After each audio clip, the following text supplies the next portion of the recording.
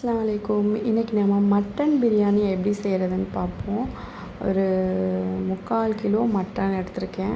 அதில் தான் மட்டன் பிரியாணி செய்ய போகிறேன். மட்டன் குர்பானி கிடச்ச மட்டனு இன்னையோட காலி. போன வாரம் வந்தது, இந்த வாரத்தோட காலி பண்ணிடலான்னு சொல்லிட்டு செஞ்சிடும். அதில் தான் பிரியாணி பண்ண போகிறேன். ஃபஸ்ட்டே பட்டை, கிராம்பு, ஏலக்காய் போட்டு பிரியாணி இலையெல்லாம் போட்டு வெங்காயம் போட்டு நல்லா வதக்கியாச்சு. அது நல்லா கலர் சேஞ்ச் ஆனதுக்கப்புறம் இஞ்சி பூண்டு பேஸ்ட்டு போட்டுக்கிட்டேன். என்னோடய ஸ்பூன் குட்டி ஸ்பூனு, அதனால தான் நான் கொஞ்சம் அதில் ஒரு 4-5 ஸ்பூன் போட்டு நல்லா மிக்ஸ் பண்ணிட்டுட்டேன். நல்லா கிண்டிக்கோங்க. அந்த இஞ்சி பூண்டு பேஸ்ட்டு வாட போகிற அளவுக்கு நல்லா மிக்ஸ் பண்ணி விட்டுக்குவோம். குர்பானி கறி எல்லார் வீட்லேயும் இன்றைக்கி காலியாயிரும்னு நினைக்கிறேன். வெள்ளிக்கிழமையோடு முடிச்சிடுவாங்க. நம்ம வீட்டில் அல்ஹம்துலில்லாஹ் முடிஞ்சிருச்சு.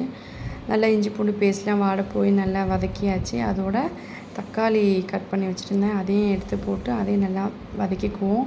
தக்காளி நல்லா மிக்ஸ் ஆகி பேஸ்ட் மாதிரி வரணும். நல்லா அந்த அளவுக்கு நல்லா வதக்கி விட்டுக்குவோம். மூடி வச்சு வதக்கிக்கோங்க.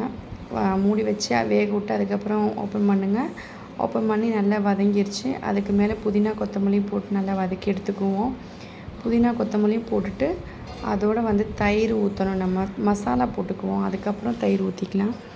நான் மஞ்சத்தூள், மிளகாத்தூள், கொஞ்சமாக கரம் மசாலா, பிரியாணி மசாலா பேக்கெட்டில் விற்கிதுல அதுதான் போட்டேன்.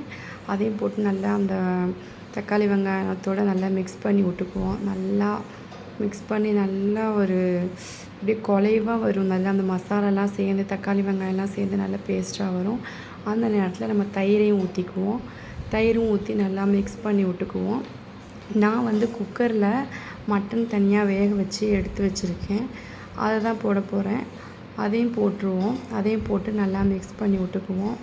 3/4 கிலோ மட்டன் தான் போட்டேன். அதையும் போட்டு நல்லா மிக்ஸ் பண்ணிவிட்டு அந்த மட்டனில் வேக வச்சுருந்த தண்ணி இருக்கும்ல, அதையும் ஊற்றிட்டேன். அதையும் ஊற்றிட்டு அப்புறம் நம்ம எவ்வளோ அரிசி எடுத்துருக்கோமோ அதுக்கு தகுந்த அளவு தண்ணி ஊற்றி நல்லா மிக்ஸ் பண்ணி விட்டுக்கோங்க. கொதி வரும்போது நம்ம அளவு தண்ணியை ஊற்றிட்டு அதோடு நம்ம நல்லா கொதிக்க விட்ருவோம்.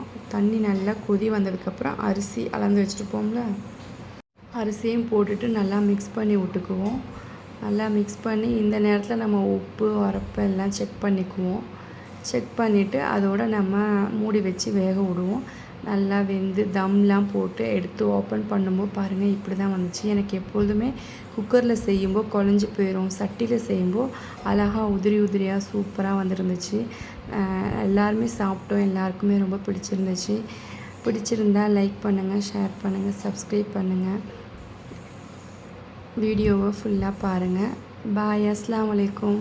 பாருங்கள் எவ்வளோ அழகாக உதிரி உதிரியாக வந்திருக்குன்னு. அஸ்ஸலாமு அலைக்கும்.